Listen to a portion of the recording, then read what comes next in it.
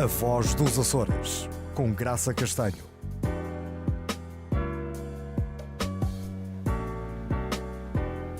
Vamos dar início a mais uma entrevista no âmbito do programa A Voz dos Açores. Hoje com uma convidada que nos é muito querida. Trata-se da professora Josélia Fonseca, natural da Ilha Terceira, que de há 2 anos a esta parte passou a viver em São Miguel, precisamente para abraçar novos desafios na Universidade dos Açores. Esta é uma mulher de armas que a todos cativa, com o seu saber, o seu calor humano e boa disposição. Bem-vinda, professora Josélia. É um prazer muito grande tê-la aqui conosco na Voz dos Açores. Muito obrigada, professora Graça, pelo convite que me interessou. É com grande orgulho e prazer que estou cá, não só para falar para os açorianos que estão efetivamente nas Ilhas dos Açores, mas também todos os açorianos que se encontram na diáspora e que é sempre um prazer manter uma ligação com todos eles. Temos aqui uma grande comunicadora connosco e a minha primeira pergunta é precisamente esta. O que é que nos pode dizer do seu percurso de vida? Nasce na Terceira? Nasci na Terceira, mais precisamente na freguesia dos Biscoitos, uma freguesia vitivinícola, onde tem belezas de piscinas naturais, que são muito frequentadas pelos turistas e não só, e por todas as pessoas da Ilha Terceira. É sempre um cartaz turístico para o Concelho da Praia da Vitória ir aos Biscoitos. Depois fiz lá o primeiro ciclo do ensino básico, bem como o segundo e terceiro ciclos, e depois fui para o Liceu de Angra, a Escola Padre Jerónimo Emiliano de Andrade, e pela primeira vez saí da ilha para vir aqui para São Miguel estudar e fazer a licenciatura em História e Filosofia. Foi na nossa universidade? Na nossa Universidade dos Açores. E então o gosto por pela docência, ao nível universitário, começa já como aluna ou foi algo que surgiu depois de ter feito a sua licenciatura? Não, desde sempre, desde criança, que eu sempre me lembro de brincar a ser professora. Portanto, eu pegava nos grandes compêndios da minha mãe e sentava uma plateia de bonecas e gostava imenso de ser professora. Na altura, não sabia ainda o que era ser professora universitária. Claro que o gosto por ser professora universitária surgiu, sobretudo, quando terminei a minha licenciatura, e este gosto também foi desenvolvido no meu ano de estágio e desenvolvido por uma pessoa que foi um grande nome no ensino da filosofia aqui, sobretudo em São Miguel, em que me ensinou muito formas de ser e de estar na profissão. Que foi, está a referir-se a quem? Estou-me a referir ao Manuel Sacote, que infelizmente já partiu, mas que me deixou o gosto pela pedagogia, o gosto pela didática ainda mais exacerbado. Portanto, com ele eu aprendi a ser ainda mais integradora do que aquilo que eu sou. Portanto, as aulas de filosofia que ele nos ensinou a dar. Então, o curso que frequentou na Universidade dos Açores foi de História e Filosofia? Foi História e Filosofia. E faz estágio? E profissionalizei-me em nas filosofia. Duas áreas? Não. Eu fiz o curso de História e Filosofia, só que chegando ao 5º ano nós teríamos de optar e escolher qual era a área em que pretendíamos fazer a profissionalização. E eu optei por fazer a profissionalização, portanto, o estágio em Filosofia, na Escola Antero de Quental, com o professor Manuel Sacote, que é, para mim, eu digo sempre que é professor, porque ele foi, de facto, um mestre neste processo de iniciação na prática.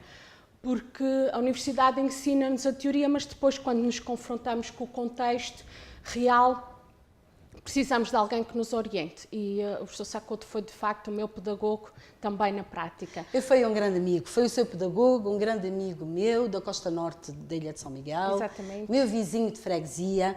Foi um homem que fez muita falta, que nos deixa muitas saudades, não é? Exatamente. Então, faz o seu estágio com o Sacoto, em Filosofia, na Antero de Quental, imagino, porque era lá que ele ensinava. Exatamente. E hoje em dia também é professora na universidade. Ensina que disciplinas? Quais são as suas áreas? A minha área, portanto, eu tenho doutoramento na área da Filosofia da Educação e por isso, gosto mais de trabalhar as questões relacionadas com a educação axiológica, isto é, educação de valor, educação para valores, cidadania, formação pessoal e social, ética e deontologia, onde leciono não só apenas na educação educação deontológica e desenvolvimento profissional, mas também leciono na Escola Superior de Enfermagem, sobretudo Paulo de Angra, leciono Ética em Saúde e Fundamentos de Enfermagem Ética 1, que são disciplinas que para mim são cruciais. Portanto, não pode haver educação sem haver uma responsabilização humana e uma reflexão sobre os valores. Isto é, para educarmos bem, precisamos perspectivar as crianças, os jovens e os adultos, não é? Mesmo na formação de adultos, com pessoas. E com pessoas que são autónomas, responsáveis, para as quais o nosso contributo, não só em termos de exemplo, sendo autónomos, responsáveis, críticos, é uma mais-valia, mas também ensiná-los a desenvolver a sua consciência moral autónoma. Eu acho que é importante referir aqui que a professora Josélia ensina alunos e alunas na universidade que mais tarde vão ser professores e professoras. Exatamente. Não é? Educadores de infância e educadoras de infância. Acho então que essas aprendizagens são deveras importantes para eles e para o exercício das futuras funções. São muito importantes para eles, para o exercício das suas funções. E porquê? Há muito um tabu, digamos assim, de que a educação para valores, quando se educa para valores, se está a indoutrinar, se está a instruir. Não é esse o caso? Não é esse o caso. O que se pretende é que o educador e o próprio educador, seja ele já profissional, porque também já trabalhei em formação contínua e fiz esse percurso ao longo do meu processo de doutoramento, em que foi um processo de investigação à ação, em que houve formação com professores que já lecionavam há 10, 12, 20 anos, alguns deles, e, portanto, os próprios professores têm essa ideia. Não vou educar para valores porque a educação tem que ser neutra. É um erro. A educação nunca é neutra, a educação tem sempre na sua base valores e o educador e o professor precisa pensar e refletir sobre esses valores. E precisa promover a educação para valores, não no sentido de desenvolver aquilo a que Orlando Lourenço chama um poço de virtudes ou crianças santinhas, mas trabalhá-lo de forma integrada. E o que é que eu quero dizer com isto? Através da matemática, através do português, através das expressões, através do recreio, até mesmo nos jogos de recreio, são possíveis atividades que levam ao desenvolvimento de uma consciência moral autónoma. Isto é, que a criança, paulatinamente, vai desenvolvendo uma racionalidade moral, uma capacidade de pensar. Eu fiz isto ao meu colega, isto foi mau, porquê que foi mau? O que é que eu tenho que fazer a seguir? Quais são as consequências da minha ação? Ou estarmos, por exemplo, num espaço de recreio ou num espaço de lazer e vemos que há muito lixo no chão. Eu, enquanto cidadão, enquanto ser participativo, que devo ser interventivo e responsável na minha escola, o que é que eu posso fazer para melhorar estas situações? Então há um conjunto variadíssimo de situações em que a educação para os valores tem um papel de facto atuante e é de veras relevante. Então esses exemplos também nos encaminham para a cidadania. Exatamente. Qual é a relação entre cidadania e direitos humanos? A cidadania e os direitos... São dois conceitos que São estão dois conceitos muito em discussão, complexos. não é? Exatamente. Nos nossos dias. Exatamente. A relação, a cidadania é mais importante do que os direitos humanos, estão relacionados, um surge primeiro, o outro vem por arrastamento. Como é que a professora Josélia faz essa leitura?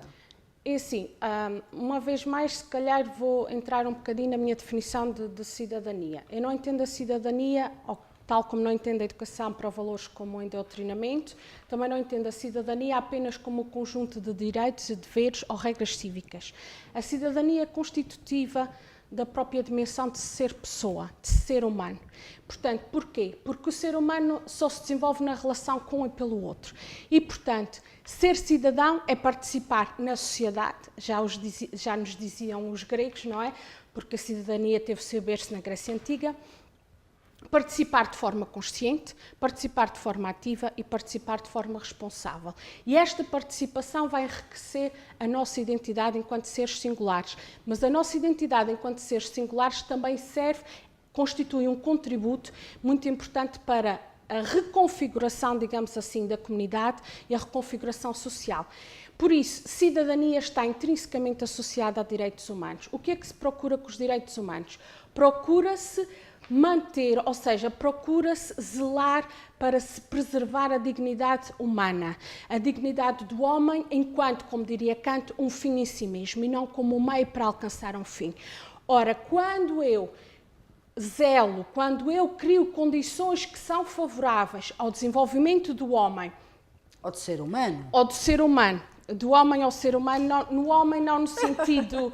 É porque este programa vai para as nossas comunidades. Sim. As nossas comunidades são muito sensíveis à Não questão é da do- linguagem sexista. Não é a questão sexista. Eu estava a falar do conceito universal do homem, mas posso substituí-lo por humano. Portanto, quando nós criamos condições para que o ser humano, homem, mulher, criança, idoso, sénior, seja um ser onde estão reunidas todas as condições para que ele se possa desenvolver, para que ele se possa sentir um fim em si mesmo, isto é, não ser maltratado, não ser humilhado, ter todas as condições que lhe garantam uma vida boa, nós estamos a participar ativamente na nossa cidadania. Nós não podemos ser, como diz a Adela Cortina, vassalos, ou seja, seres apáticos e vassalos de uma cidadania passiva.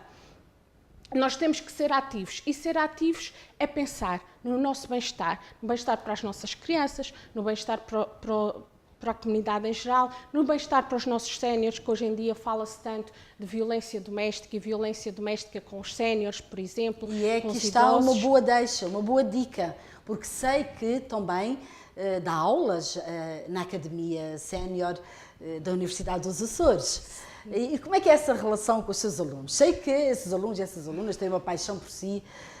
Colega Gisélia, como é que é essa relação? O que é que faz? Como é que o trabalho da Gisélia constitui uma mais-valia junto dessa população, através da Academia? Bem, eu sou Presidente da Comissão Coordenadora da Academia Sénior e, como a Graça referiu, eu vim para cá há 2 anos, portanto eu até 2015 estava no Departamento de Educação na Ilha Terceira, vim para cá para abraçar um grande projeto também, que era trabalhar com a professora Susana Mira Leal, que é pró-reitora desse âmbito, com a Academia Sénior. E para mim foi um grande desafio. Para mim foi um grande desafio porque eu nunca tinha trabalhado com a Academia Sénior, apesar de ter experiências de vida já com séniores. Felizmente privei com os meus avós, com os meus bisavós, e que me deu algum know-how para saber lidar com os séniores. E depois a Academia Sénior é muito desafiante. E é muito desafiante porque eu, quando cá cheguei, apresentei-me, conheci as pessoas da Academia, mas depois também foi importante porque eu fui dar um curso de formação e foi sobre educação para valores. E foi muito interessante verificar que, ao contrário, por exemplo, do que se passa com os meus alunos, que são futuros professores ou futuros educadores, que ainda não veem muito bem como é que a responsabilidade está intimamente relacionada com a liberdade e como é que ser responsável implica uma atividade e não a passividade do tem que ser imputado pelas minhas escolhas. A responsabilidade não é só isso, mas é mais no sentido perspectivo.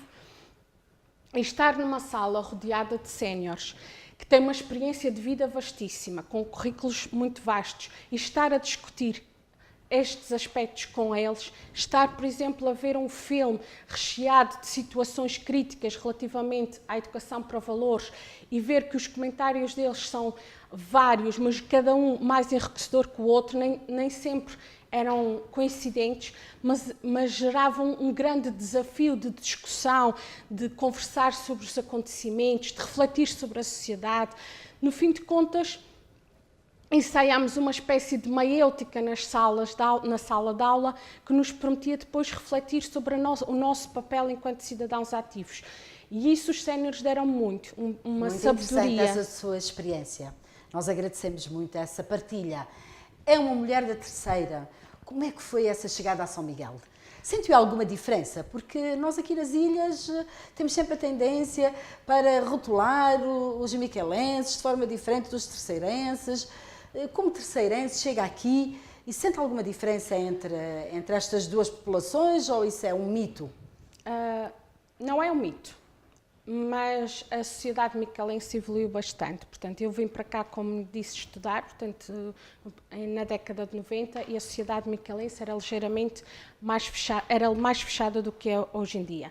Não é à toa que os micalenses dizem que o arquipélago dos Açores é composto por 8 ilhas e um parque de diversões. Aquela ideia toda de que a terceira é que é o parque de diversões, o Balhão, as Sanjoaninas. Isso é verdade? Não é bem verdade, porque os micalenses também são muito festeiros, são muito comunicativos e têm uma característica muito boa, que é, quando se faz amizade com o micalense, é para o resto da vida. São confiáveis. Então é na terceira que nós vamos encontrar bom carnaval. Não quer dizer que não aconteça nas outras ilhas, mas a terceira está muito conotada com a tourada e com o carnaval. A terceira... O que é que sente quando está na presença de um fenómeno tauromáquico? Tourada à corda na terceira, o que é que lhe diz? É assim, eu vou só completar um bocadinho a ideia de há bocado, que é, os micalenses são mais formais, mas também são bons vivants e são muito amigos. Os terceirenses são mais para a folia. Qualquer um que lá chega vai, por exemplo, à tourada. Vai à tourada não para ver o touro, mas para ir ao quinto touro. O que é o quinto touro? O que é o quinto touro? O que é o quinto touro? São os petiscos, que é, muitas vezes vai-se à tourada, não pelo touro em si, não pelo espetáculo em si, mas pelo convívio que essa tourada proporciona. Mas o que é que sente? Eu, apesar de ser terceirense, e por isso é que não senti muita dificuldade em me integrar na sociedade micalense, eu não sou muito fã de touradas, porque eu vivo no misto. Por um lado eu percebo que é importante, que faz parte da nossa dimensão cultural, que as touradas, penso sempre que elas devem ter algo relacionadas com o facto de Brianda Pereira ter expulsado os espanhóis com as vacas na Batalha da Salga. Aí está a origem. Aí está a origem, o fervor pelos touros. Esse orgulho, a importância do touro na nossa história. Mas como uma mulher da cidadania e também das questões éticas, pesa sobre mim os direitos dos animais e, portanto, considero que há que haver um bom termo entre os direitos dos animais e as questões culturais. Embora na tourada à corda não haja grande sofrimento por parte do animal, tirando o facto de ele estar na gaiola, e depois sai amarrado, portanto, há um momento de interação entre o touro e o homem, o que é... Eu não sou muito apreciadora, portanto, eu sou mais apreciadora da questão do convívio, do chamado quinto touro, de umas bifanas, de uns petiscos, de umas cervejas. E são bastantes, as mesas ficam repletas de comida e as casas ficam cheias de amigos e de exatamente, amigas as casas que se visitam e que... As casas ficam cheias de amigos e depois um amigo traz sempre mais 4 ou 5 amigos que muitas vezes a gente não conhece. Esta talvez seja a grande diferença entre a terceira folgazona e São Miguel mais recatado. É que toda a gente entra para conviver no quinto touro, toda a gente come, toda a gente se diverte, toda a gente brinda. Isso tem muito a ver também com o carnaval. Sim. Como vive o carnaval, colega Eu sou muito carnavalesca.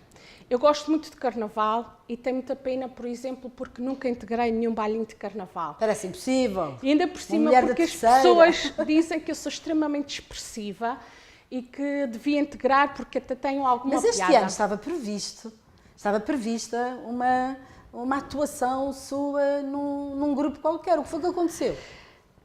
Pois o facto de estar aqui, não ir aos ensaios, também é complicado. Mas eu gosto muito do carnaval, porque lá está, é uma questão cultural.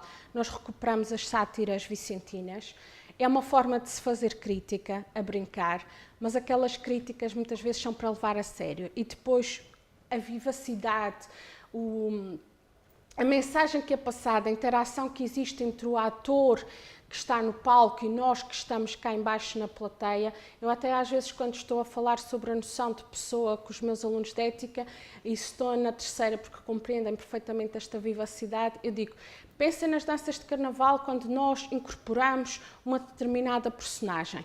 E a interação com o público, porque é assim, muitas vezes a interação com o público é fundamental. Porquê? Porque muitas vezes nós vemos um baile numa determinada sociedade, numa freguesia, e depois vemos noutra. Se a freguesia é mais, digamos, open mind, mais mente aberta, que aplaude, que ri, que se levanta, que interage, o bailinho parece que ganha nova vida, parece que ganha nova roupagem. Estamos a falar dos momentos de teatro que fazem parte das dinâmicas carnavalescas, na Sim, terceira. sim, porque os As bailinhos danças, e as os danças, bailinhos. os bailinhos, nós temos os bailinhos que normalmente são puxados com um pauzinho ou uma vareta, e as danças de pandeiro, que são as mais divertidas, e depois temos as que são mais dramáticas, que são a de espada. E portanto tem sempre um momento introdutório, quer uma, quer outra, um momento introdutório de saudação. Depois há a explanação do assunto, que no caso das danças de pandeiro ou dos bailinhos são mais cómicos, são sátiras cómicas. No caso das danças de espada, normalmente é algum drama que acontece, portanto, situações cotidianas que são retratadas e que servem também para nós refletirmos sobre esse assunto. Sobre a condição humana, certamente. Sobre não a é? condição humana, as fragilidades, às vezes, muitas vezes, as felicidades e as infelicidades. Servem para nós refletirmos que, por vezes, quando estamos em baixo, não somos os únicos a estar em baixo. Lá está, é uma forma também de intervenção cidadã, porque não só perpetuamos a nossa cultura, e a nossa cultura é uma marca de imagem que reflete a nossa maneira de ser e de estar, mas também leva, o facto de serem sátiras ou dramas, leva-nos a refletir sobre a postura da sociedade e o nosso contributo para a poder mudar. Professora Gélia, vamos continuar com essa dimensão cultural que é muito interessante. E conhecendo-a como a conheço, porque somos colegas na Universidade dos Açores, sei que é uma mulher muito interventiva quando se trata do Espírito Santo, das festas em honra ao Divino Espírito Santo. O que é que o colega Josélio costuma fazer quando está na terceira, rodeada da sua família? O que é que acontece? O ponto mais alto desta minha ligação com as festividades do Espírito Santo foi precisamente há 2 anos atrás, quando dei o que nós na terceira designámos uma função. Portanto, é uma promessa ao Divino Espírito Santo, em que eu convidei cerca de 300 pessoas para comer connosco. Rezámos o terço na minha casa, portanto fiz um altar em louvor ao Senhor Espírito Santo, como lá se usa, rezou-se o terço, convidei várias pessoas para rezar o terço, para participar na missa. Depois dei a tal função, no qual incluía, como nós também na terceira designamos, as esmolas cozidas, que é uma tigela de sopa do Espírito Santo, o cozido, o pão... um pão doce, não é? Um pão de leite, sim, um pão de leite, o que nós chamamos de pão de leite, que é mais simples que a massa cevada, mas é mais doce do que ouvindo-a, apetece-me perguntar-lhe, é uma pessoa religiosa? Sim, eu sou intrinsecamente religiosa? Sim, sou intrinsecamente religiosa desde... E porquê, colega Gélia? Isso vem de uma necessidade sua? Ou é mais uma questão cultural? Eu acho que família? É uma questão familiar, é uma questão cultural e familiar. Portanto, no seio da minha família sempre fomos católicos, apostólicos romanos, sempre fui educada na catequese, e às vezes eu penso que nos momentos de fraqueza e de maior vulnerabilidade o homem precisa de ter alguém em quem se agarre. E esse alguém, no meu caso, é Deus. Podem outras pessoas dizer que no caso delas é outra entidade qualquer, é Deus e é o Divino Espírito Santo. E porquê? O meu avô paterno contava sempre uma história, que nos biscoitos, a minha freguesia chama-se biscoitos, e porquê? Porque tem muita pedra vulcânica, muito basalto negro, que é inspirador, mas também demonstram o sofrimento do homem. E ele diz que a larva do vulcão que tinha no cimo da freguesia vinha a lavrar toda a freguesia. E foram à Vila Nova, que foi a primeira freguesia da terceira, que teve a coroa do Senhor Espírito Santo, onde ele é padroeiro da freguesia, buscar o Senhor Espírito Santo. E quando o Senhor Espírito Santo chegou, a lava parou. A lava parou, estagnou ali, num sítio que hoje chamamos mistério. Mistério porque tem vários conjuntos de pedra que parece um mistério, mas também porque foi um mistério do Senhor Espírito Santo. Muito interessante. No sentido em que parou ali. E a professora Josélia, como docente, já abraçou e abraça muitos outros projetos para além da Academia Séniores. Que projetos é que quer destacar aqui? Eu acho... Regionais, nacionais, internacionais? Assim, sei que é uma mulher muito ocupada, muito trabalhadora. Regionais. Um projeto que que me fascinou muito, fez parte do meu trabalho de doutoramento. Porquê? Porque eu queria dar uma nova roupagem às questões da cidadania e gostava que a cidadania fosse vista como algo que é constitutiva do próprio ser humano e não como algo que se impõe de fora, e por isso nós cruzamos os braços, porque apetece-nos a dizer, já tem os direitos, já tem os deveres, é de existir se me apetecer, não é? É um bocado nessa linha. Então isso passa por promover uma educação para a cidadania ativa, que de certa forma é um pleonasmo, porque a cidadania devia ser ela toda ativa. Mas tem algum projeto nacional ou internacional que queira destacar? Ou internacional. Eu estou com a minha colega Raquel Diniz, também da Universidade dos Açores. Fui às comunidades, mais especificamente fui a Massachusetts, portanto, para observar práticas educativas relativamente à inclusão. E pode-se pensar, mas o que é que uma mulher da cidadania vai trabalhar na inclusão? Tem tudo a ver. Primeiro, a minha colega é da área da inclusão, não é? Da área das necessidades educativas especiais. Eu penso que ela me escolheu pelo facto de que ser cidadão ativo não é só as questões da reciclagem ou do meio ambiente, mas, como eu dizia há bocadinho, ser pessoa é ser um fim em si mesmo. Então há que promover a inclusão das nossas crianças e há que pensar como é que podemos promover essa inclusão sem prejudicar. E como têm sido essas experiências e essa aprendizagem com os contatos feitos nos Estados Unidos? Tem sido muito enriquecedora, porque eu para já não conhecia nada nos Estados Unidos. O primeiro contato foi muito enriquecedor e foi enriquecedor a vários níveis, porque como eu sou uma mulher ligada às questões da cidadania e da cultura, quando lá cheguei eu vi que os açorianos levaram a cultura açoriana para os Estados Unidos da América e é interessante ver reminiscências da nossa cultura, ainda que reconfigurada de outra forma, como não podia deixar de ser porque estamos num outro país, mas foi muito interessante.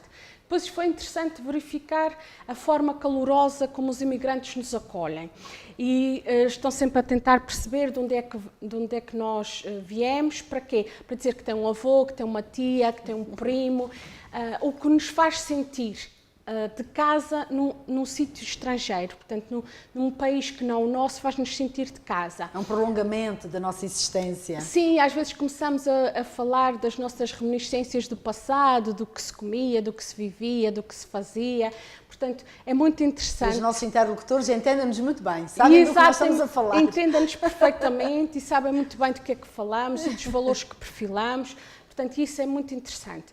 Depois é interessante ver, por exemplo, em termos de práticas educativas, como é que ao mesmo tempo permanece este enraizamento cultural nos Açores, mas já existe uma forma diferente e, não digo mais evoluída, mas uma forma diferente de pensar a educação. Fruto de uma aculturação também? Fruto de uma aculturação, fruto de também maiores recursos económicos, muitas vezes, que auxiliam também a apetrechar as escolas com outros equipamentos, com outros requisitos pedagógicos e didáticos que nós gostaríamos de fazer cá, e já fazemos cá coisas de imensa qualidade, mas com menos dinheiro.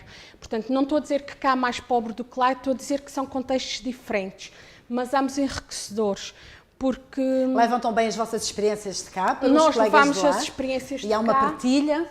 Há uma partilha e agora, em janeiro, vamos receber um travel course da Universidade de Bridgewater, em que os alunos da educação de lá vêm observar práticas cá, porque as nossas práticas também são muito enriquecedoras e nós, muitas vezes, se calhar com menos recursos técnico-científicos e de audiovisuais, etc. Tecnológicos, já foi. Tecnológicos, exatamente. Conseguimos fazer milagres e conseguimos colocar crianças a sorrir. É verdade, a sentirem-se integradas. A nossa educação e as nossas escolas também têm exemplos excelentes que são modelo para o resto do mundo. Vou deixar-lhe com um minutinho para dirigir umas palavras aos seus alunos e às suas alunas, que eu sei que têm um orgulho imenso na colega Josélia, adoram-na e a relação que têm consigo é realmente especial. O que é que a professora Josélia quer dizer aos nossos alunos e às nossas alunas da Universidade dos Açores? Para nunca se esquecerem de que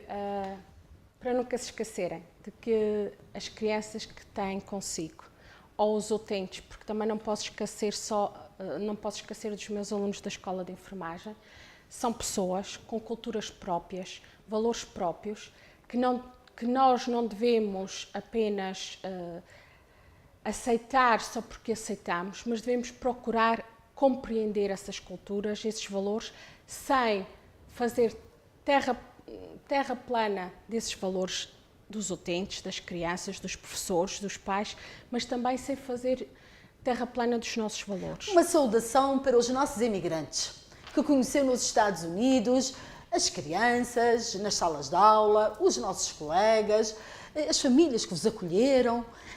Uma saudação especial para todos aqueles que nos acolheram, foram incansáveis. São pessoas com grandes valores, um espírito muito aberto, que nos abriram as suas salas de aula, porque às vezes os professores têm muita relutância em acolher alguém e mostrar o trabalho que estão a desenvolver e em partilhar connosco práticas.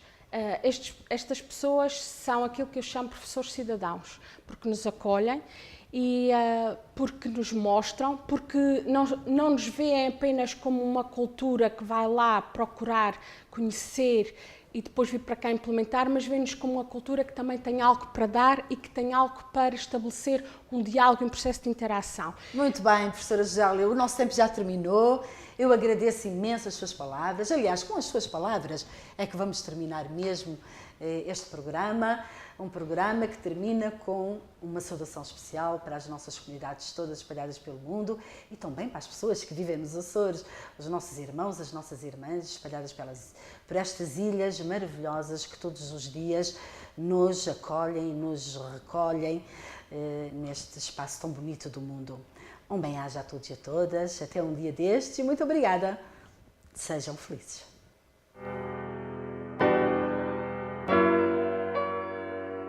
A Voz dos Açores, com Graça Castanho.